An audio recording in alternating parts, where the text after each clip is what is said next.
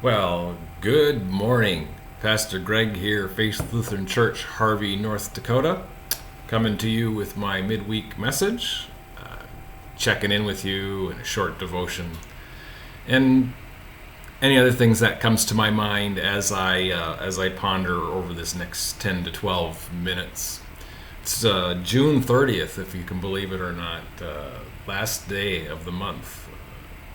In 2021. We've been a long path in this first 6 months of 2021, and so kind of reflect on some of that stuff on my personal journey, and just where we are with faith, and where we are on all of our projects, and where we are in life in general, following this pandemic stuff and watching forward to see where we go.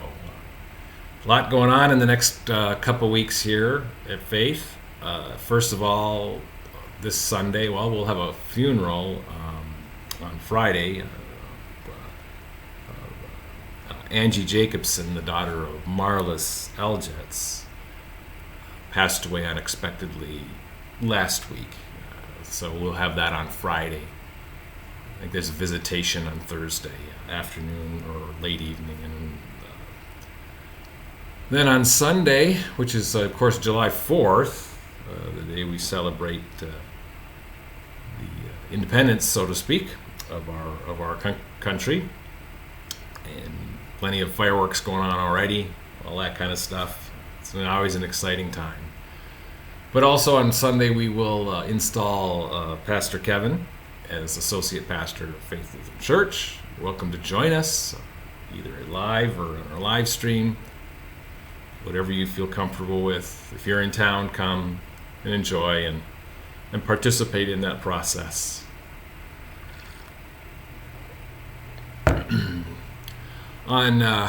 Next week we're celebrating our 10th anniversary, closer to our 11th. As you know, we were supposed to celebrate that last summer, and things just didn't get to where they needed to be, and so we decided to cancel it and hold it this summer. And so that'll be next Sunday, the 11th, 12th, right? Okay. So anyway, look at the calendar. I don't have it handy in front of me, but Saturday we'll have our festivities of celebration of the 10 years. There's an open house here at the building from 1 to 4.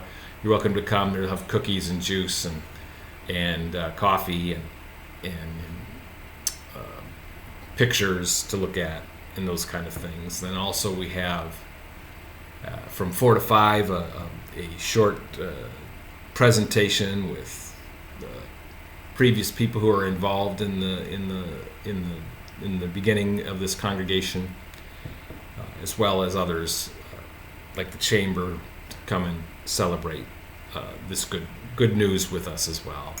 Then on Sunday, following that ceremony, then we'll have a Taste of Faith, a meal where you can get a bison steak or chicken. The cost is $20 for that, and there's dessert available following as well. Join us for that. You're welcome to stay if you're able, and we would be glad to have you. Then on Sunday morning, we'll have our outdoor worship service that we did. The same basic thing we did about 2 years ago, where we had an outdoor worship service kind of in the old time feel service. And we will start at 9. We'll start a bonfire at 9. So from 9 to 10, you can sit around the fire and reminisce about old times or stories that remind you of church and the things that you were involved in.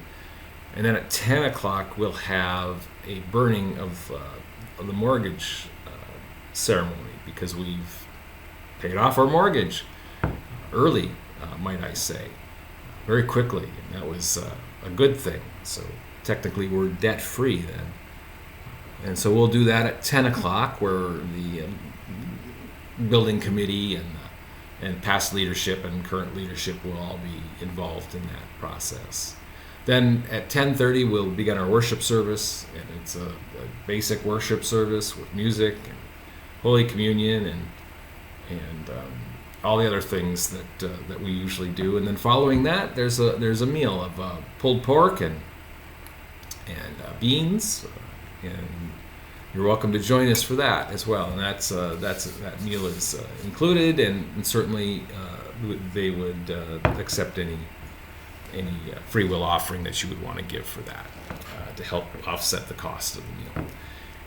So that's the stuff that's coming up, and then we're going to I think we're just going to go into summer for a little bit, but we're already halfway through June then, or July then, and August, end of August, we begin to ramp back up for fall stuff. So it just keeps flying by. In any case, I hope you're able to join us sometime this week. If you have any questions, call the office, call me. Be happy to talk with you on any of those things. So that's what I'm going to say about upcoming stuff at this point. I thought I would take a look today at 2 Corinthians, which is the text for Sunday, in chapter 12, verses 2 through 10. This is near the end of the letter. If you want to stop and read it, you can certainly do that. Then catch back up with me, or just plow along. Choice is yours, whatever you want to do. So a couple of things kind of pop off at me in this 2 Corinthians text from chapter 12. And the first thing is in verse 7. Paul tells us that he has a thorn was given to him in the flesh. And there's a lot to talk about on what is the thorn of Paul that he's talking about, and I don't want to necessarily dwell on that for our little devotion today. But what I want to kind of dwell on is, what's your thorn that you have? We have physical thorns. I have back problems. And along with all the other things that come along and getting a little older. So what's your physical thorn that's keeping you, or that's keeping you humble? Let's say that. And then there's this idea that their thorn could be the people that you have to deal with. And we all have those thorns. There's no one that doesn't have a thorn that just sticks in their side and gets to them, no matter what. So who's your thorn? Or what's the world's thorn for you?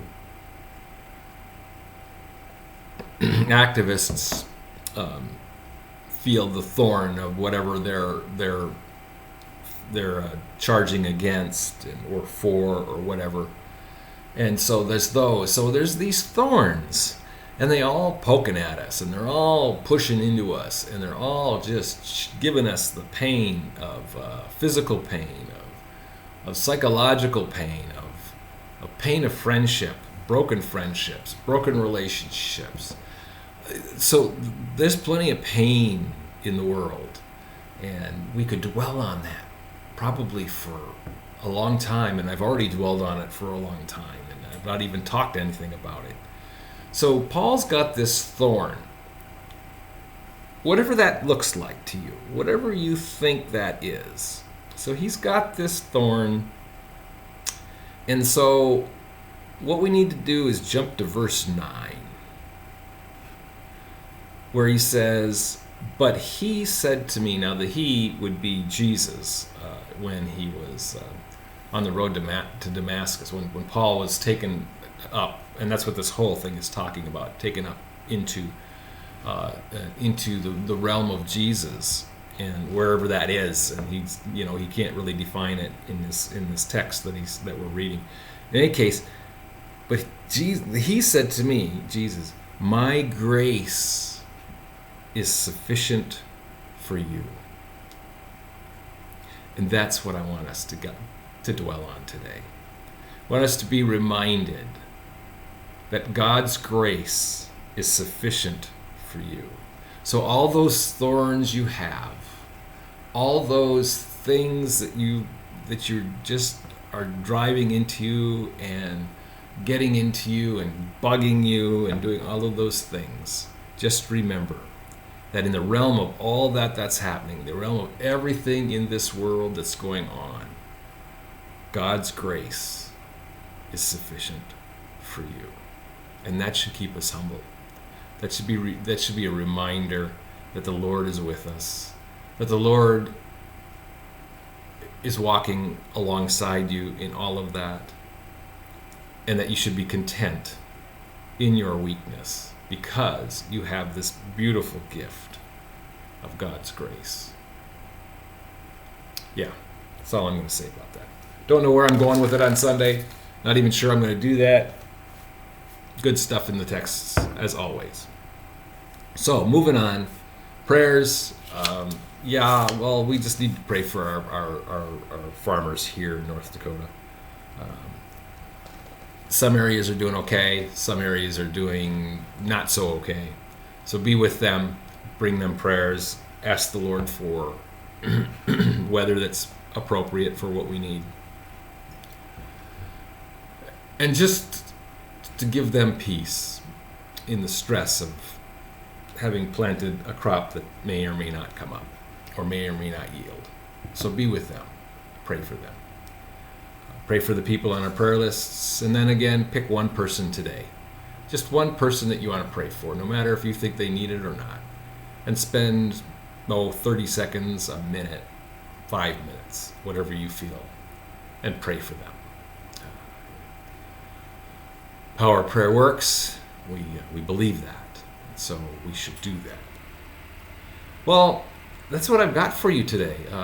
And so I'm going to sign off here. I want to thank you, as always, for spending a few minutes with me. I'm glad that you were here. I hope this is helpful for you. So be blessed and allow that blessing to carry you through, and to be reminded that God's grace is sufficient, yes, for even you. So take care and have a wonderful day.